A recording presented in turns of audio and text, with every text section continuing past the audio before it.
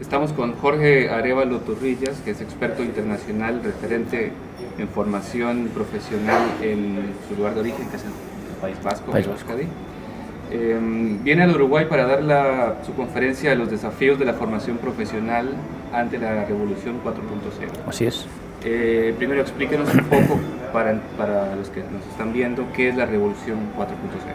La Revolución 4.0 es un cambio en la sociedad que vamos a tener, que ya estamos teniendo y que en pocos años serán cambios ya muy grandes, en los que van a entrar a convivir con nosotros en la vida cotidiana sistemas inteligentes, robots, automatización de las máquinas o de los equipos. Es decir, vamos a vivir en un mundo digitalizado y conectado que no tiene nada que ver con nada de lo que haya conocido el ser humano hasta ahora. Suena como algo futuro, pero ya estamos inmersos en esa área. Sí. Maquinaria Ya estamos, el mundo ha cambiado ya. La tecnología la estamos viendo habitualmente, ¿no? En el ámbito de los móviles, por ejemplo, o cualquier electrodoméstico que compremos, o en ciertos aspectos de la vida cotidiana lo vamos notando, pero de aquí a 5 o 10 años vamos a ir notando cosas ya realmente importantísimas, ¿no? Y en ese aspecto lo que hay que hacer es, bueno, prepararse pues, para poder adaptarse a esos cambios que van a venir, que pueden ser realmente muy positivos para la humanidad en general, y si lo hacemos bien, pero si no lo hacemos bien, pues pueden ser problemáticos. Y hablábamos antes de empezar la entrevista que estábamos buscando una palabra sinónimo para el concepto de amenazar, de que la industria tecnológica puede amenazar una cantidad de puestos laborales no profesionales, no formados, pero que también puede potenciar puestos laborales que requieren formación profesional. Ahí es donde entra en juego esto de la formación profesional en tecnología. Eso es. Los trabajos repetitivos, trabajos que se puedan sustituir con facilidad, no solo en la industria, en muchos campos del tejido productivo, ahí nos vamos a encontrar con que desaparecerán puestos de trabajo. Pero no es la primera vez en la historia de la humanidad que cuando han ido introduciéndose diferentes revoluciones industriales, pues han ido cambiando los puestos de trabajo. Pero también es cierto que desaparecerán, pero aparecerán otros muchos nuevos, algunos de los cuales todavía no sabemos cuáles van a ser, y lo que hay que hacer es ir preparando a las personas para ese nuevo entorno en el que se van a mover, que es un entorno muy diferente al que estamos viviendo en la actualidad, porque convivir con automatización, con robot, a la vez robots colaborativos, mientras tú estás trabajando tienes un robot a tu lado y no un compañero, por ejemplo, o cuando estás trabajando en un campo que es todo automatizado, hombre, vamos a tener que trabajar de otra forma, de otras maneras, ¿no? De buscar nuevos objetivos, con nuevos métodos, y sobre todo vamos a tener que tener otras capacidades para poder hacer lo que las máquinas no puedan hacer, que es algo muy importante, ¿no? Eso nos va a suponer la importancia de que las personas van a tener que ir formándose, bueno, cada no mucho tiempo, para no actualizar, sino mejorar su conocimiento e ir siempre por delante de las máquinas. ¿Y de qué tipo de formación estamos más urgentes? ¿Formación académica, formación más bien tecnicaturas? Bueno, sí, es buena pregunta, es las dos cosas. Hay una cosa que tenemos que tener clarísima. Dentro de 15 años, ¿quién toma las decisiones? ¿La inteligencia artificial o la inteligencia humana? Yo creo que todo el mundo pensará que la inteligencia humana. Si eso es así, las personas tienen que estar preparadas de otra manera. Por lo tanto, el sistema educativo tiene que dar un nivel de preparación diferente para poder convivir en entornos nuevos de la sociedad, que no tienen ningún referente en la historia. Tenemos que empezar a definir cómo somos capaces de generar una sociedad donde el concepto de ser humano adquiere una importancia mucho mayor que la que ha tenido hasta ahora. De esa manera, si el ser humano es el protagonista, la tecnología siempre será un instrumento para mejorar la vida de las personas. Ese sería, desde mi punto de vista, el objetivo principal y el que nosotros al menos estamos trabajando así en el País Vasco. Y este paradigma es parecido a lo que vivió la humanidad en la revolución industrial, la primera, o es más complejo el escenario. Es más complejo el escenario. La primera fue compleja porque lógicamente sustituir, ya salió lo que es la máquina de vapor. Cuando inventaron la máquina de vapor cambió un montón de conceptos, hizo desaparecer un montón de millones de puestos de trabajo, pero aparecieron otros muchísimos más. La diferencia que tenemos ahora es son dos cosas principalmente. La rapidez con la que se está evolucionando esta cuarta revolución industrial va mucho más rápido que las anteriores, es decir, antes la desaparición de los puestos iba más lenta que ahora, es decir, va más lenta, con lo cual había más tiempo para poder adecuarse. En este caso, en algunas partes del tejido productivo, en concreto en la industria, la evolución está siendo ya rapidísima, por lo tanto hay que ser rápidos también en esa sustitución de tipo de capacidades de las personas para que estén preparadas, pero luego también vamos a poder interactuar con las máquinas, interactuar con los robots, eso no ha pasado nunca. Entonces, el poder colaborar, el poder trabajar, el convivir con máquinas y con robots, con sistemas inteligentes, hace que el mundo vaya a ser muy diferente a como era. Claro, porque las máquinas hoy en día, hay una comunicación en 2 vías, uno puede comunicarse con las máquinas, recibir respuestas. ¿No sucedió así con las máquinas Claro, las máquinas industriales se manejaban, arrancaban, se fabricaban piezas o lo que fuera, ¿no? Se fabricaba y se apagaban. Ahora no, ahora vamos a interactuar con ellas. En un mundo donde los títulos y los atestados académicos tal vez se relativizan un poco, ¿no? Hay gente que ha llegado a cosas más importantes sin el título académico o sin la formación académica que la sociedad espera que uno tenga, ¿no? Para ser exitoso. ¿Cómo democratizamos el acceso a la información, el acceso a la educación, a la formación en general, para personas que no han tenido formación académica y también para los que sí lo han tenido? ¿Cómo hacemos para que eso sea más igualitario en el entorno de la revolución industrial 4.0? Sí.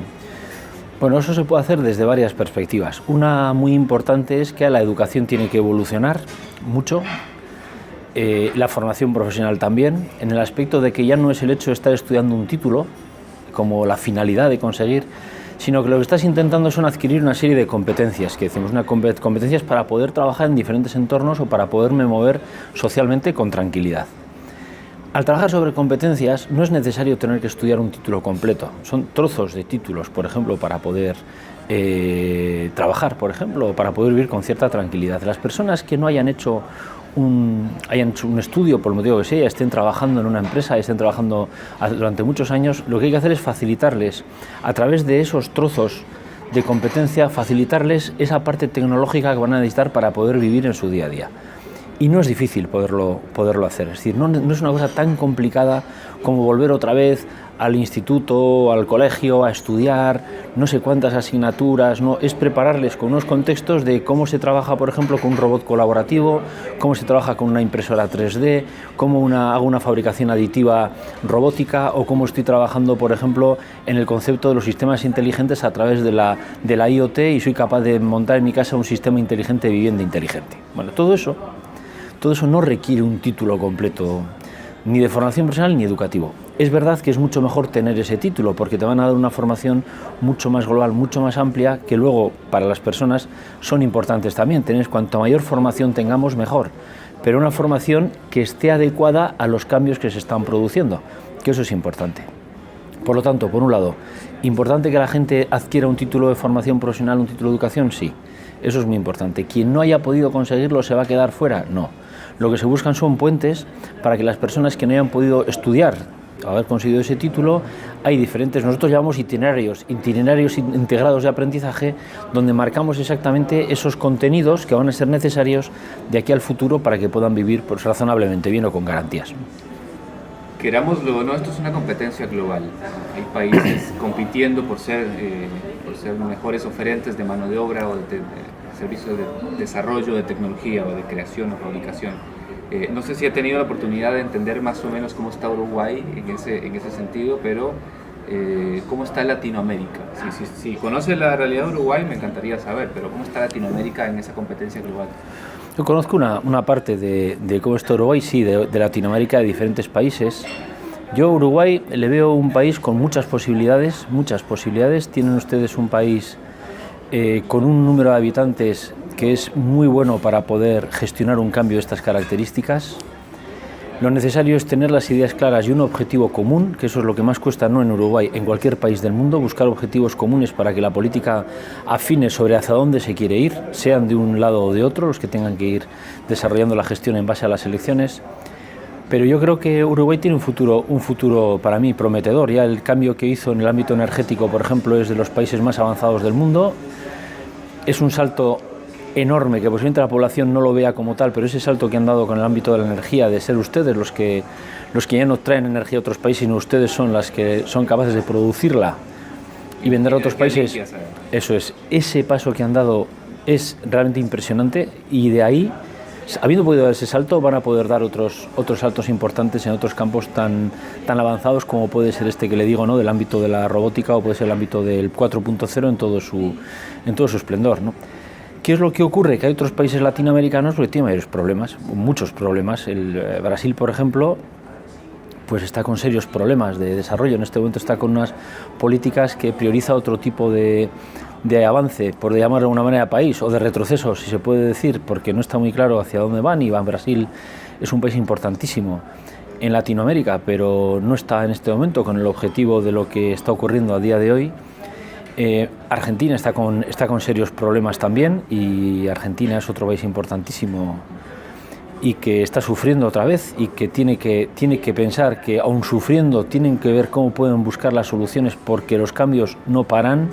Es decir, cuando alguien vive una crisis, está viviendo su crisis y piensa que todo el mundo está en crisis, pero no. Estás en crisis tú, y el resto de los países, o muchos países, no están en crisis y siguen avanzando, con lo cual tú pierdes muchas veces la posición que tenías en el mundo, y eso es importante también. Y yo creo que ahí Cinterfor está haciendo un trabajo magnífico, en un contexto nada fácil, más bien un contexto difícil, de intentar coordinar que los trabajos no se hagan de manera individual, sino que cada país busque su solución, sino lo que intentan es, hay soluciones que pueden estar buscando varios y está ya conseguida esa solución, ¿por qué no la trabajamos todos en conjunto? Entonces, ese contexto, esa es otra de las cosas que para mí es una de las columnas principales que va a tener Latinoamérica, ¿no? Una organización que pueda ayudar, ¿no?, Cinterfor desde la OIT, que puedan ayudar a los países a ordenarse. Es decir, que hay cosas que igual ya están inventadas o pensadas, y es cuestión de que ahora tú las pongas en marcha, pero además colabores con estos otros 4 o 5 países más, y entre todos seamos capaces de preparar y reforzar, ¿no?, mucho más la preparación de los países aquí en Latinoamérica, ¿no? Eso, yo creo que hacéis un trabajo magnífico, y bueno, yo creo que ahí yo soy optimista, pero además por convicción, porque cuando veo que la gente se está moviendo para intentar mejorar las cosas, lo harán más rápido o menos rápido, pero las van a mejorar, ¿no? Y aquí veo que las cosas se están intentando mejorar. La reunión que vamos a tener, la jornada que vamos a tener hoy para debatir, ya es muy importante. Sindicatos, empresarios, centros de formación, donde vayan surgiendo, ¿no?, las dudas, los miedos, las oportunidades, que va a haber muchísimas. Eso es muy importante, porque de ese tipo de jornadas, de ese tipo de reuniones, luego la relación entre los diferentes países, Cinterfor, lo que vas buscando es ese camino común tan necesario para que todo el mundo vaya mejorando en algo que creo que todo el mundo está de acuerdo, es en el bienestar de las diferentes sociedades que conforman los diferentes países que conforman el mundo, ¿no? Muchas gracias por tu tiempo. Un placer. Muchas gracias a usted.